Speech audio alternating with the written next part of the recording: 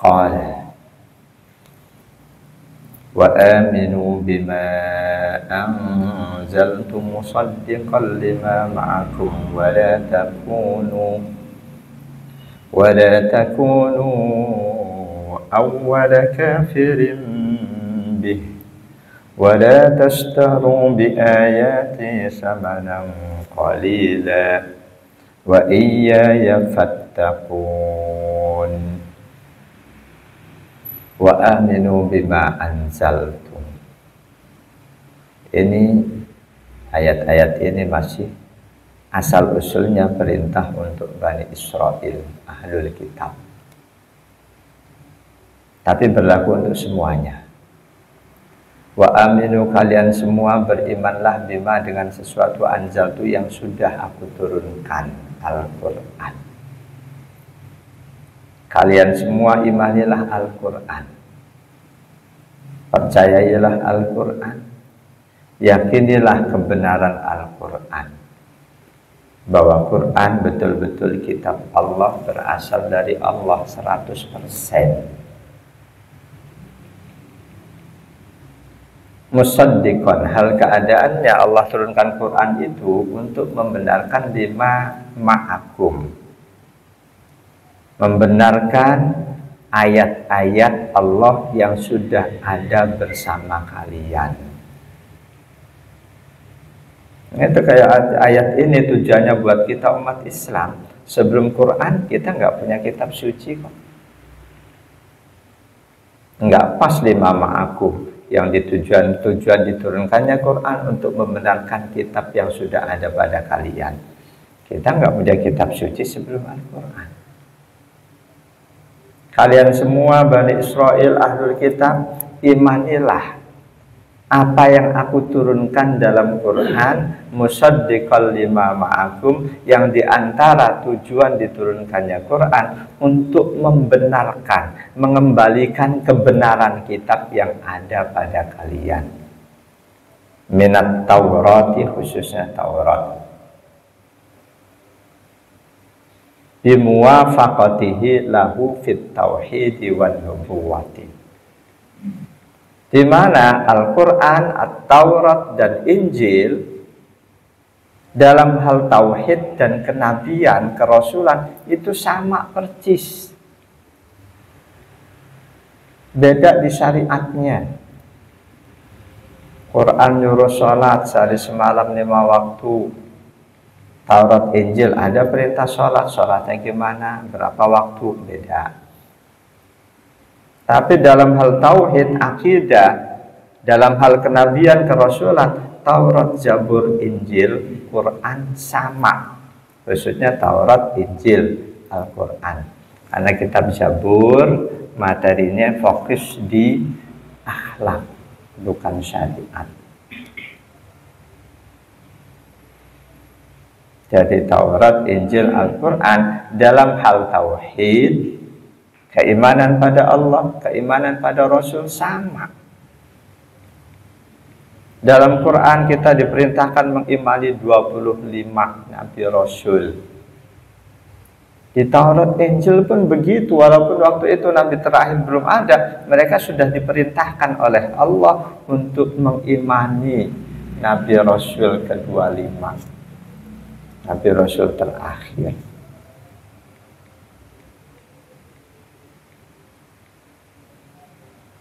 Jadi kita sebagai umat Islam wajib meyakini, mengimani bahwa seluruh kitab-kitab Allah yang sudah pernah diturunkan, Taurat, Injil, dalam hal akidah, tauhid, dan kenabian itu sama. Nabi-nabi yang disebut di Taurat, Injil sama dengan nabi-nabi yang disebut dalam Al-Quran.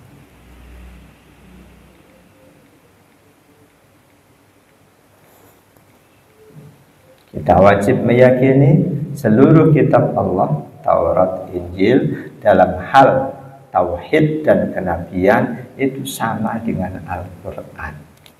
Nggak beda ajarannya. Ketika selanjutnya saat ini kok banyak perbedaan, Taurat, Injil dan Al-Quran kok banyak perbedaan dalam hal tauhid, dalam hal kenabian dan kerasulan. Kita wajib meyakini karena kitab-kitab itu ada yang sudah dipalsukan.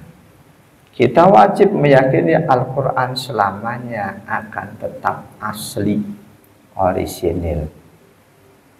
Berarti yang palsu Taurat dan Injil.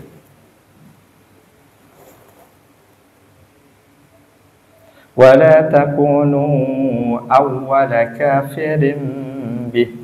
Wala, dan janganlah takunu kalian yang berkitabkan Taurat dan Injil, Yahudi Nasrani, janganlah kalian menjadi orang pertama yang kafir terhadap Al-Quran.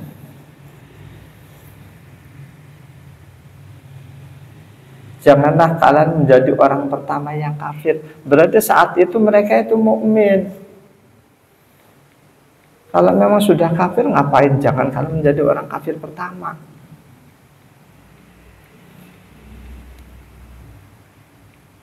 Jadi sampai sebelum Allah utus Rasulullah Muhammad sallallahu alaihi wasallam, mereka itu mukmin. Jangan kalian menjadi kafir. Berarti mukmin. Kalau sudah kafir ngapain pula ada larangan menjadi kafir, wong sudah kafir.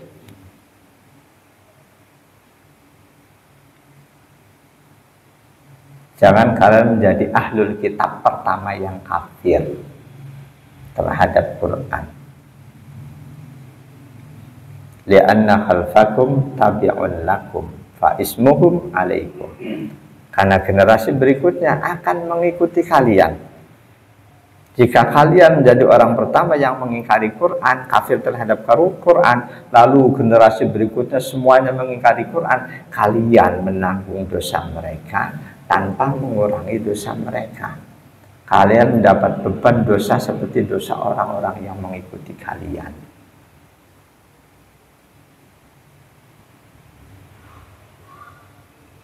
Jadi mereka ahlul kitab Yahudi Nasrani,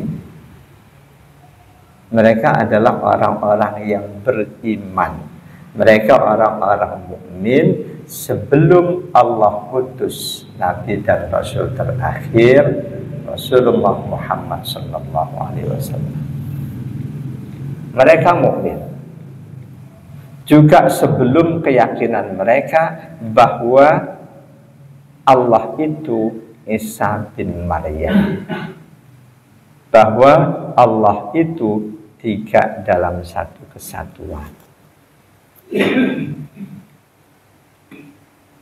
Jadi awal ahlul kitab menjadi kafir ketika mereka mengatakan Isa bin Maryam adalah Allah. Spontan mereka menjadi kafir. Ketika mereka meyakini Allah itu tiga dalam satu kesatuan, kafir.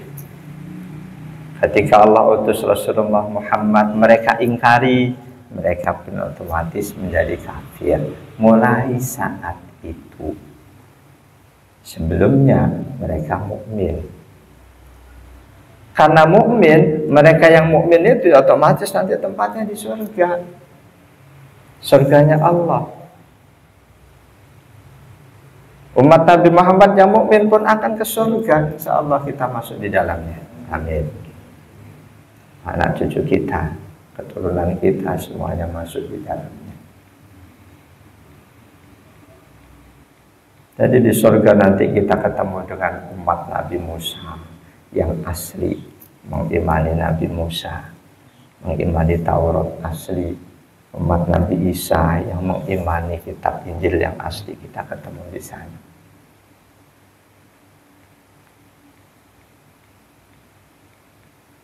Jadi ahlul kitab dulunya mukmin. Awal-awal mereka menjadi kafir ketika mereka menyimpang akidahnya. Penyimpangan mereka Yahudi dengan menganggap Uzair anak Allah. Nasrani dengan menganggap Al-Masih Isa bin Maryam anak Allah.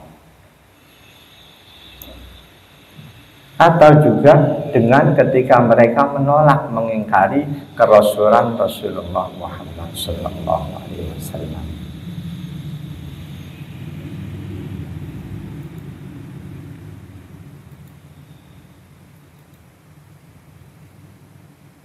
Itu yang wajib kita yakini, karena itu pula yang ditegaskan oleh Allah.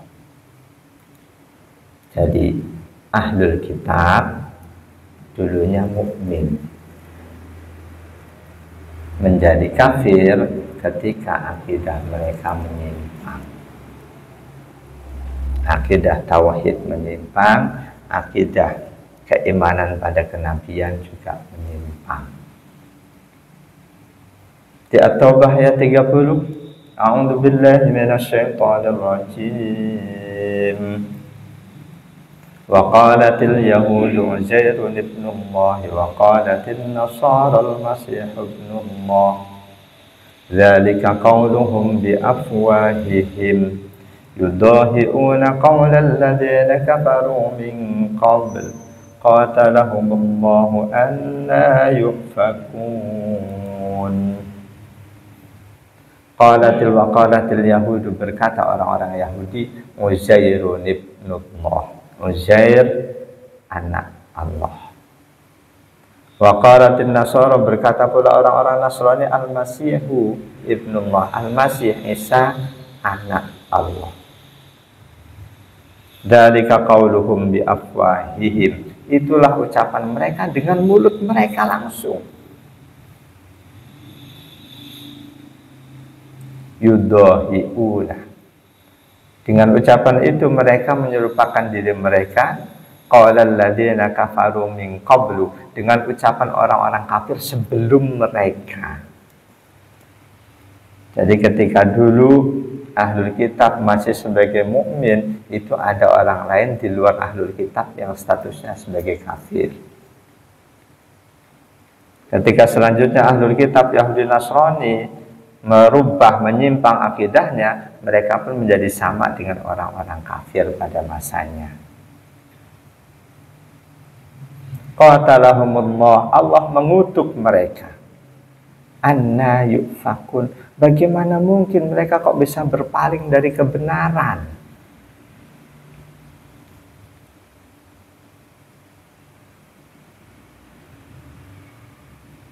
Memang di ayat ini kafirnya mereka yang meyakini Uzair, meyakini Isa sebagai anak Allah, nggak disebut di ayat ini. Disebutnya di ayat yang lain.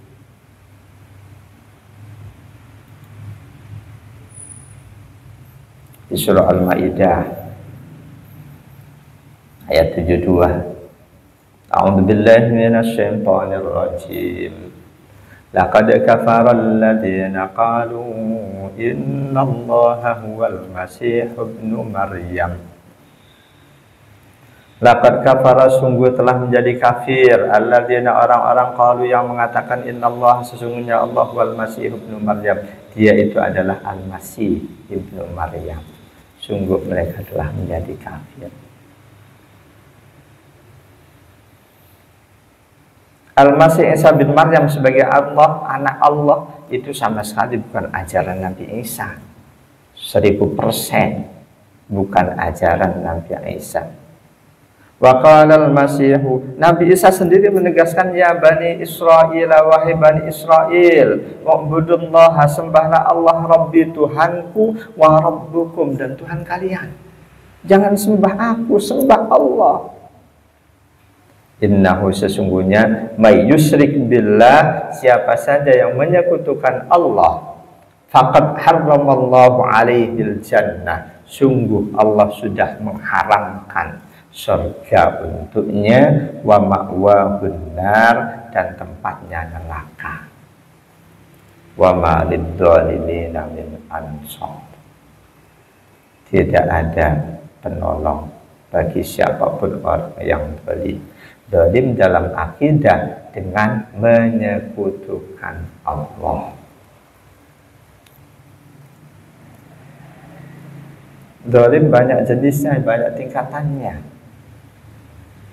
Kita pelihara kucing nggak kita kasih makan, zalim bukan?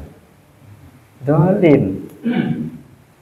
Tapi itu zalim yang dosanya nggak sampai menjadikan kita dinilai keluar dari Islam. Kita menyekutukan Allah itu juga zalim.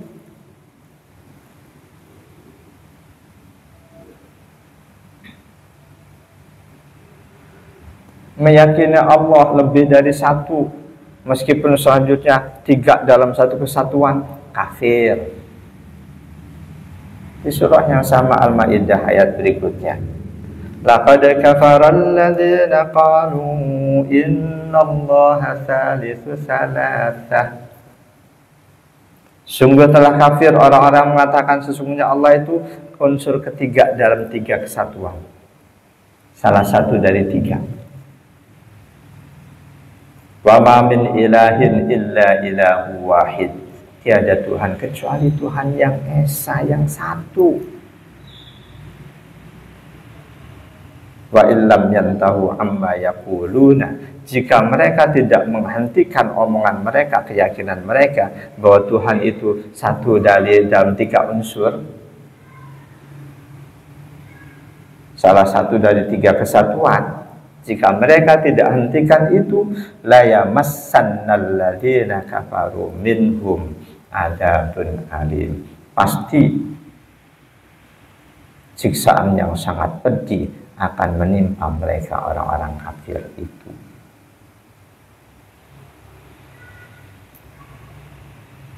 Jadi ahlul kitab dulunya mukmin. Pada saat itu ada pihak lain yang kafir. Ketika selanjutnya mereka ahlul kitab Yahudi Nasrani akidahnya menyimpang dari apa yang didakwahkan oleh Nabi Musa, Nabi Isa, dan seluruh nabi-nabi Bani Israel, mereka menyimpang akidahnya. Semenjak saat itu mereka sudah bukan lagi mukmin. Mereka sudah menjadi kafir.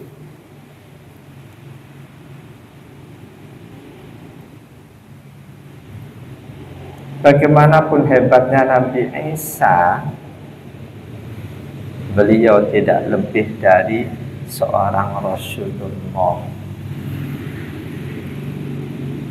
Nggak boleh karena kehebatannya. Memang ada manusia yang terlahir tanpa bapak, itu menunjukkan dia anak Tuhan. Itu logika yang terlalu kecil. Kalau itu dianggap benar, Nabi Adam lebih hebat lagi. Tanpa bapak, tanpa ibu.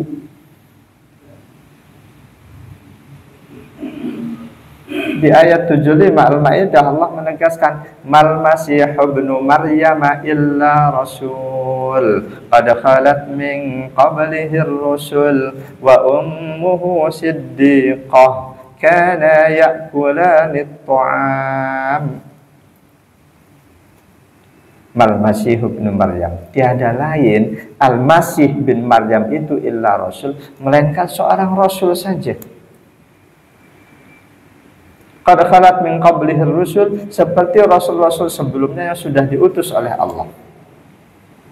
Wa ummuhu, dan ibunda beliau siddiqah, seorang wanita yang selalu berkata benar, seorang wanita yang keyakinannya benar.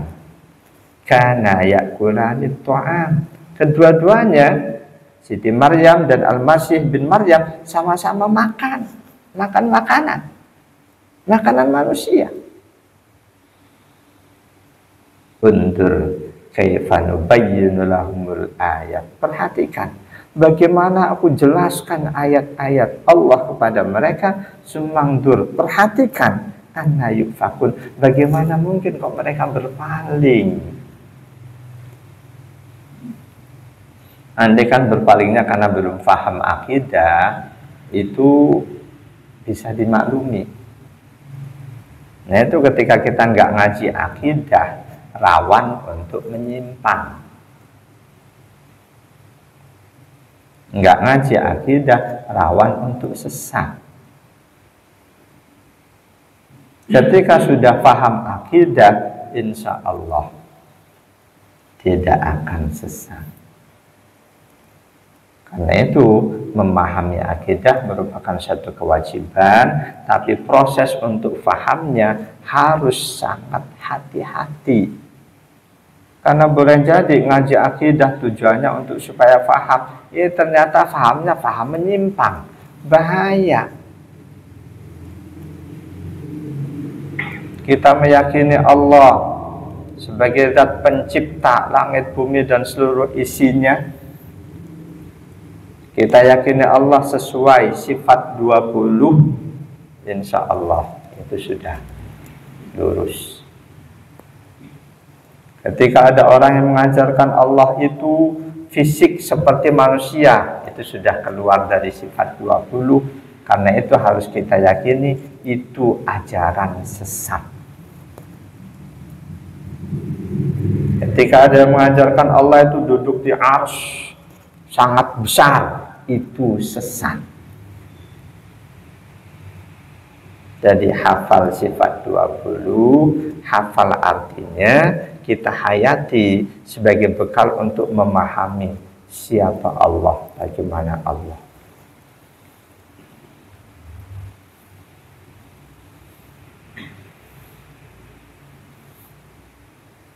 Jadi ahlul kitab dulunya mukmin. Ketika akidah mereka menyimpang, mereka pun berubah menjadi kafir. Akidah tauhid mereka menyimpang dengan meyakini Allah salah satu dari 3 unsur, dengan meyakini Al-Masih sebagai anak Allah, meyakini Uzair anak Allah, termasuk akidah kerasulan. Ketika mereka selanjutnya menolak Rasulullah Muhammad Sallallahu Alaihi Wasallam, maka saat itu pula mereka pun menjadi kafir. Nabi kita sebelum diutus oleh Allah itu sudah dikabarkan kepada ahlul kitab. Sudah Allah kabarkan di Taurat, di Injil. Andaikan saat ini kita beli Injil, ada nggak kabar itu? Ayat pertama yang dihapus oleh mereka, ayat tentang Nabi Muhammad. Kecuali ditemukan Injil asli. Misal, seperti yang beritanya, cuma ya mungkin kita anggap itu sayang. Sayang kok nggak diekspos beritanya. Yang ditemukan oleh petani, Injil Bible tertuak. Yang selanjutnya petani di Suriah dibeli oleh pemerintah Turki, disimpan di museum. Itu yang dulu Paus Yohanes Paulus, dia berkesempatan melihat itu, neliti, keluar dari situ beritanya beliau masuk Islam. Tapi beliau nggak mau membesar-besarkan. Itu beritanya seolah ditutup untuk menjaga kerukunan. Itu diyakini Injil yang ditemukan Injil tertua, petani Suriah yang menemukan.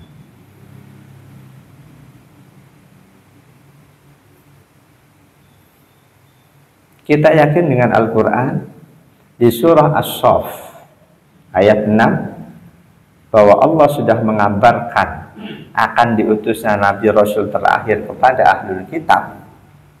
Itu ada ayatnya. Wa idh qala Isa ibn Maryam ya bani Israil inni Rasulullahi ilaikum musaddiqan lima bayna yadayya minat tawrati wa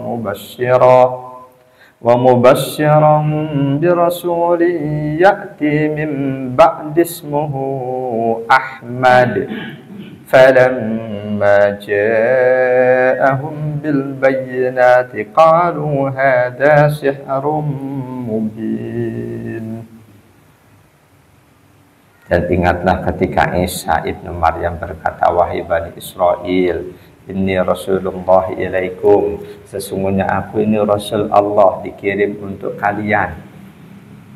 Musaddiqan lima bayna yadayya minat Taurat, aku diutus untuk mengembalikan kebenaran kitab yang sudah Allah turunkan sebelum aku, kitab Taurat. Tujuan kedua, wa mubasyiran, dan aku diperintahkan menyampaikan kabar gembira buat kalian bi rasulin, akan diutusnya seorang rasul min ba'di, yang rasul itu akan datang setelah masaku. Ismuhu, yang nama rasul itu adalah Ahmad. Nama tenar kedua Rasulullah Muhammad Ahmad.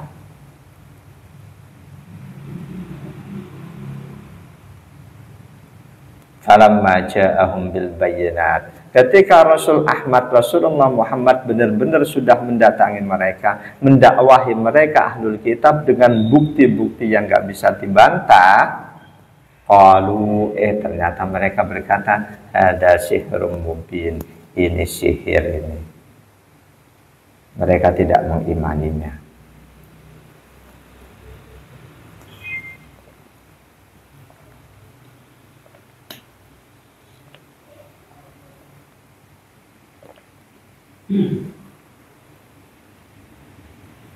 Jemaah dan Allah iyyakum ajmain. Lanjutan ayat, wala tashtaru bi ayati samanan qalila. Wala, dan janganlah tashtaru, kalian mengganti, menjual, maknanya tastabdilu, mengganti, bi ayati, ayat-ayatku yang ada di dalam kitab kalian. Jangan kalian mengganti ayat-ayatku, berarti nggak cuma satu ayat yang ada di dalam kitab kalian. Min na'ti Muhammadin sallallahu alaihi wasallam, terutama ayat berkaitan dengan sifat-sifat Nabi Muhammad. Jangan kalian ganti itu. Samanan qalila, karena untuk tujuan materi duniawi yang tidak seberapa. Maksudnya la taktumuha, jangan kalian sembunyikan, para pendeta nih. Jangan kalian sembunyikan ayat-ayat tentang sifat Nabi Muhammad itu, khaufa fawati ma ta'khudunahu min safalatikum. Hanya karena kalian takut nanti kalian ditolak sama jemaat kalian. Menyampaikan kebenaran agama harus tanpa ada rasa takut, tapi tetap harus disampaikan dengan cara yang terbaik. Dan sebelum disampaikan harus benar-benar dihayati. Jangan kesimpulan sendiri langsung diyakini pasti itu yang benar. Pertimbangkan juga kesimpulan ulama lain, ulama yang lebih dulu. Saat ini di medsos rame tokoh penceramah yang saling, satu salah saking semangatnya terus dilurusin sama yang lain. Awalnya seorang habib muda, dia menyampaikan pandangan bahwa seorang habib walaupun jahil itu lebih utama dibanding 70 ulama. Itu pernyataan yang emosional. Bagaimanapun juga ilmu, ulama punya kedudukan istimewa. Orang yang diberi ilmu tentu lebih istimewa dibanding yang tidak diberi ilmu oleh Allah.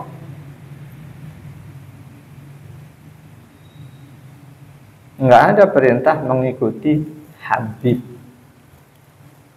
nggak ada. Yang ada perintah mengikuti orang alim. Bahkan yang oleh Rasul ditegaskan sebagai ahli waris beliau, habib atau orang alim.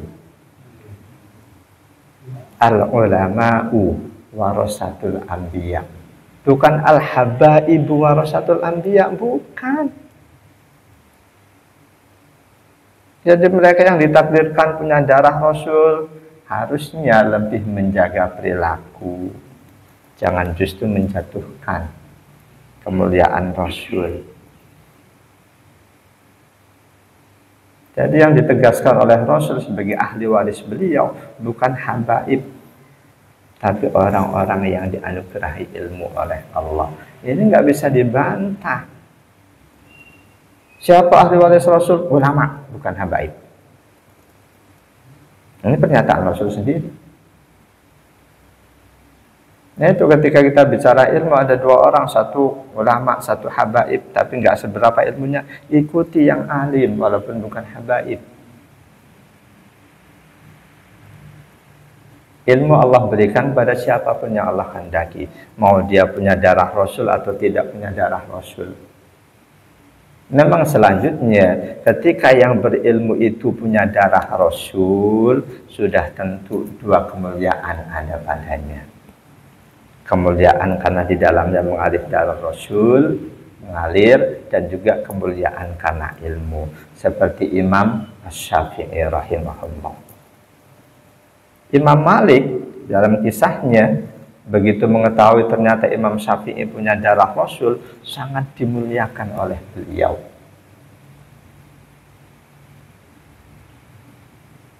Awal kisah Imam Syafi'i ngaji ke Imam Malik, Imam Syafi'i keluarga yang sangat miskin, yatim. Ketika hampir semua guru di Mekah sudah beliau ngaji kepada beliau-beliau di Mekah, ingin ngaji ke tempat lain,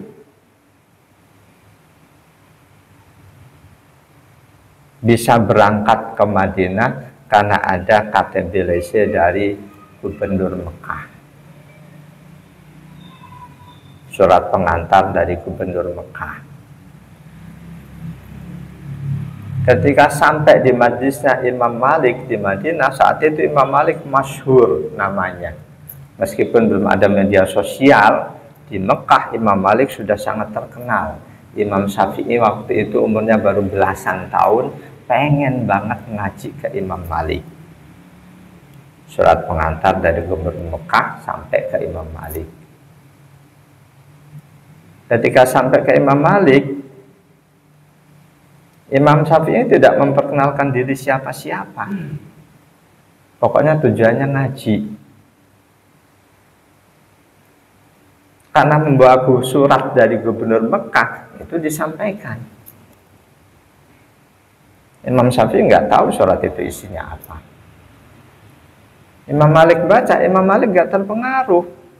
Imam Malik tuh egoisme keulamaannya tinggi. Bahkan raja siapa waktu itu, Harun ar-Rasyid atau siapa, beliau menolak diundang raja untuk ngajar ke istana. Kata beliau, ilmu didatangi, bukan ilmu harus mendatangi.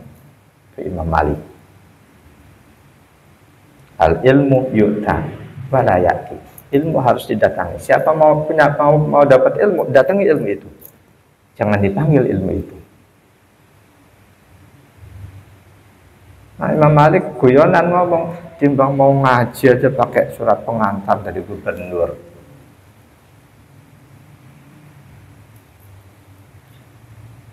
Ketika selanjutnya Imam Syafi'i oleh Imam Malik disuruh ngaji ke murid-murid beliau yang senior, Imam Syafi'i nggak mau. Karena memang tujuan dia ngaji langsung ke Imam Malik.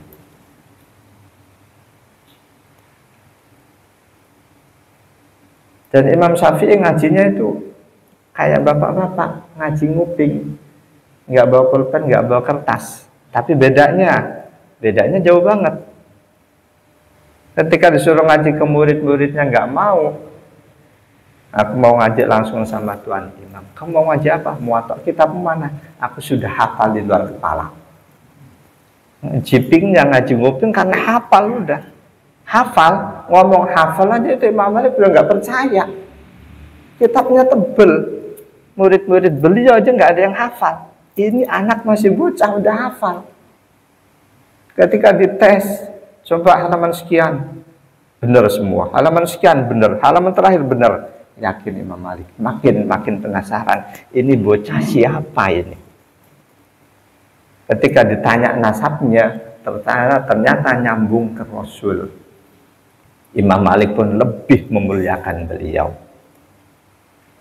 Sekali dua kali Imam Malik ngajar, Imam Syafi'i duduk di samping beliau. Selanjutnya Imam Malik waktunya ngajar sering beliau berhalangan atau membuat halangan, Imam Syafi'i yang suruh ngajar di majelis itu. Jadi boleh dianggap Imam Syafi'i ngaji ke Imam Malik itu ngaji tabarrukan. Sudah cukup ilmu beliau, tapi ingin mendapatkan berkah dari guru. Itu ketika ada hadis diriwayatkan oleh Imam Syafi'i, hampir pasti di atasnya itu aku terima dari Malik bin Anas, dari gurunya. Jamaah dan Allah iyyakum ajma'in. Jangan kalian menjual ayat-ayatku dengan harga yang sangat murah. Pada mulanya ayat ini diturunkan untuk menyinggung para pendeta, para rahib yang menyembunyikan ayat Taurat Injil yang membicarakan tentang Nabi Muhammad. Mereka sembunyikan dari jemaatnya karena takut kalau disampaikan apa adanya nanti jemaatnya mengimani Rasulullah Muhammad, mereka sebagai pendeta akan ditinggalkan.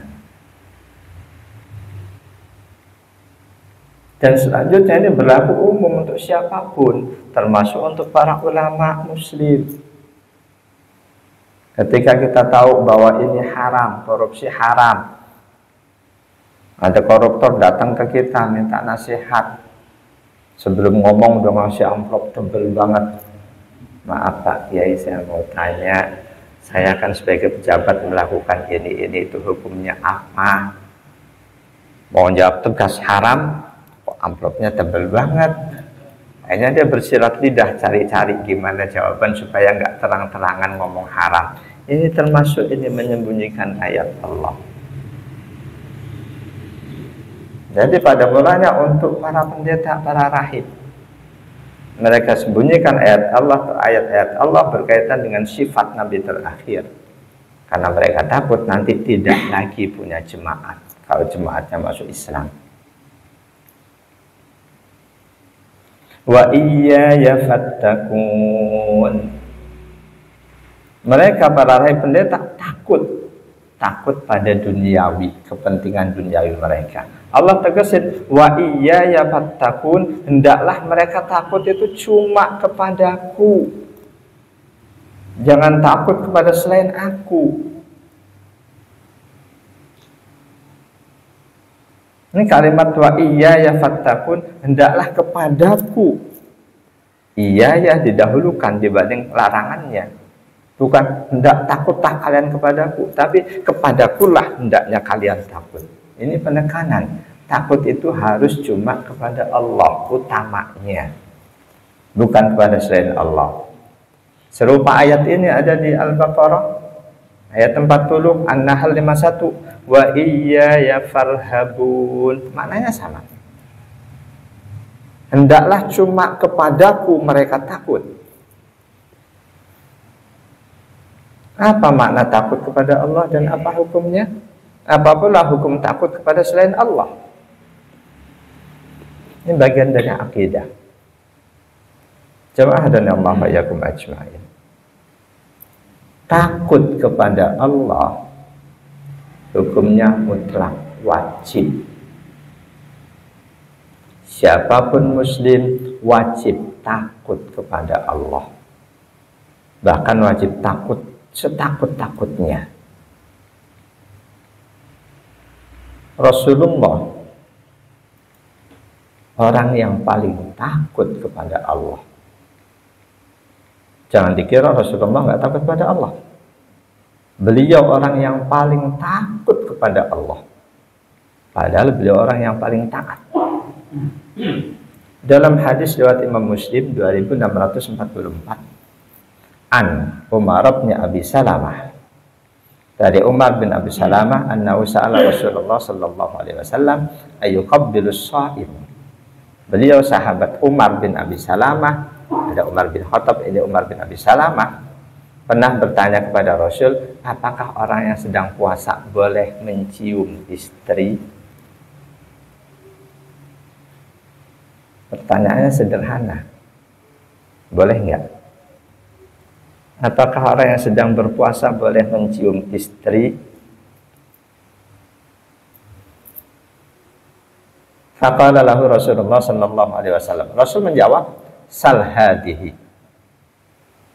Saat itu ada istri Rasul Ummu Salamah, tanyain dia aja. Maksudnya tanyain dia, ketika aku puasa aku pernah mencium dia apa enggak? Sal hadi, tanyakan pada dia langsung. Fa'akhbarathu anna Rasulullah sallallahu alaihi wasallam yasna'u dzalik. Ummu Salamah sang istri menjawab, bisa dibayangkan mungkin jawabnya sambil senyum-senyum. Iya, Rasul biasa puasa mencium istrinya. Faqala, ketika sudah jawab seperti itu, Umar bin Abi Salamah berkata lagi, ya Rasulullah, qad ghafarallahu laka ma taqaddama min dzambika wa ma ta'akhkhar. Kalau engkau sih nggak ada masalah Rasul, karena dosamu yang dulu yang akan datang udah diampuni oleh Allah. Kalau kita kan beda. Mendengar omongan itu, Rasul nggak suka. Karena apa yang diperbuat Rasul itu suri teladan untuk umatnya. Faqala lahu Rasulullah sallallahu alaihi wasallam, Rasul pun langsung berkata, "Ama wallahi inni la atqakum lillah wa ahsyakum lahu." Ingat, demi Allah, aku orang yang paling bertakwa kepada Allah dan aku juga orang yang paling takut kepada Allah. Bukan berarti Rasul mencium istri itu khusus buat beliau, umatnya nggak boleh, enggak. Jadi takut kepada Allah hukumnya wajib. Rasulullah adalah orang yang paling takut kepada Allah. Wallahu a'lam bishawab. Ada pertanyaan silahkan.